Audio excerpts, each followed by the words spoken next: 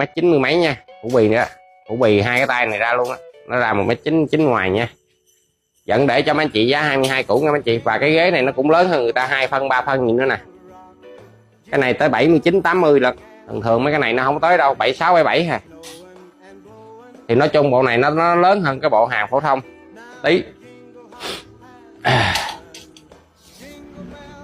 Đây, mấy cái ghế này thường thường là chỉ có 1m82 84 là dữ lắm thôi. Còn cái này ra 87 88 hồi nãy đo cho mấy anh chị như 1m87 đó. Rồi cảm ơn anh chị đã gửi tặng một bông hồng nha. Cho em xin thêm một quả bông hồng nữa đi mấy chị, một cái bông hồng nữa đi ha. Lấy thêm một bông hồng nữa để lấy chuẩn nha mấy chị, đạt chuẩn nha.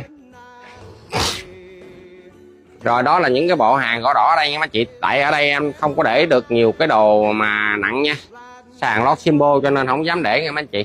Cái này đó nhà ở rồi bắt đầu mình thiết kế ra mình làm trên này.